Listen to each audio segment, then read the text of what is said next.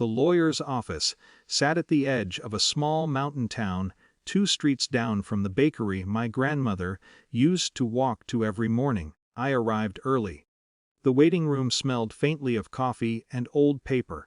Outside the window, the mountains looked quiet and gray, the way they do before snow. My grandmother had lived here for nearly 40 years. The lodge she ran sat another 15 minutes up the road, tucked into a slope of pine trees. It wasn't fancy, but it had a reputation. Hikers, riders, and tired people escaping the city always seemed to find their way there. When I was 19, it became the only place I had left. That was the year my parents decided I wasn't welcome anymore. It wasn't one big dramatic fight. It happened slowly.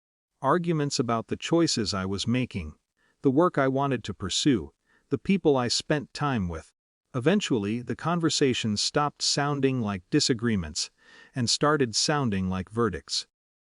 One night my father said something simple and final. If I was going to live my life that way, I wouldn't be doing it under their roof. So I packed a bag. My grandmother picked me up at the bus station 3 hours later. She never asked for explanations. She just made tea and showed me the spare room at the lodge. I stayed there for almost a year. After that, I moved to the city, built a life slowly, and visited the lodge whenever I could. My parents never visited at all, which is why it felt strange when the office door opened and they walked in. They looked older, of course. My father's hair thinner, my mother carrying herself more carefully than she used to. But the bigger change was how comfortable they seemed. Like this meeting belonged to them. My father spotted me first. "Well," he said with a small smile, "look who's here." My mother nodded politely. "We figured you'd come." I didn't respond. I just watched them take seats across the room. A few minutes later the lawyer called us inside.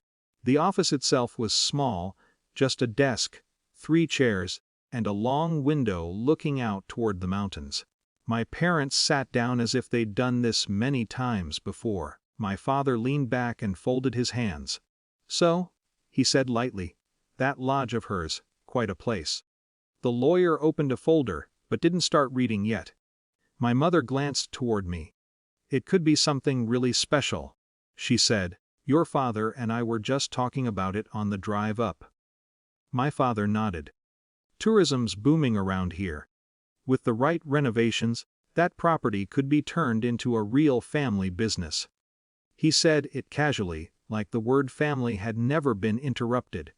I felt the oddest sensation while listening to them. Not anger. More like watching a conversation that had skipped over several missing years. The lawyer finally began reading. Most of the will surprised me. My grandmother had left donations to the local library, the volunteer fire department, even the bakery owner who used to deliver bread to the lodge on snowy mornings. She'd also left small sums to 2 women who had helped maintain the property over the years. Each bequest revealed another piece of the quiet life she'd built here. Then the lawyer turned the page. "The primary asset," he said, "the mountain lodge and surrounding property." My parents leaned forward slightly. "The property is to be transferred entirely to my grandchild." For a moment no one spoke. Then my father nodded slowly. "Well," he said, adjusting quickly, "that makes sense." My mother smiled politely. "Yes, of course. And we can all work together from there." The lawyer didn't react, he just continued reading. "There is, however, a final clause attached to this inheritance." The room grew very quiet. My father's smile stayed in place, but something about it stiffened. The lawyer read slowly. "The lodge may not be transferred, sold, or entered into shared ownership with any individual who has previously severed familial ties with the inheritor." For a moment, the words didn't fully register. Then my mother inhaled sharply. "What does that mean?" she asked. The lawyer looked up. "It means," he said calmly, "the property must remain solely under the inheritor's control if any relatives previously disowned or expelled them from the family." Silence filled the room.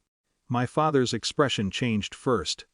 The confidence drained away, replaced by something harder to define. "That's very specific," he said. "Yes," the lawyer replied. "Your mother was quite clear when she drafted it." My mother stared at the table. "So we couldn't," she began, but didn't finish. "No shared business arrangements," the lawyer confirmed. "No ownership partnerships." The finality of it settled across the room like falling snow. No argument, no negotiation, just a boundary written years earlier by someone who had seen everything clearly. My father sat back slowly. "She thought that far ahead," he said quietly. I didn't answer. Because the truth was, she probably had. My grandmother had never spoken badly about my parents. Not once. But she had always paid attention. The meeting ended shortly after. Outside the office, the cold mountain air felt sharper than before. My parents stood beside their car, unsure what to say. My father looked toward the mountains where the lodge sat somewhere beyond the trees. "Well," he said finally, "I suppose you've got a lot to think about." I nodded. Then I started walking toward my car. Not quickly. Just steadily.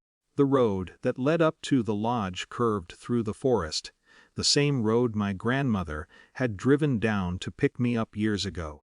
For the first time since the meeting began, the inheritance didn't feel like money or property. It felt like something else. A quiet kind of protection, arranged long before anyone else in that room realized it was needed.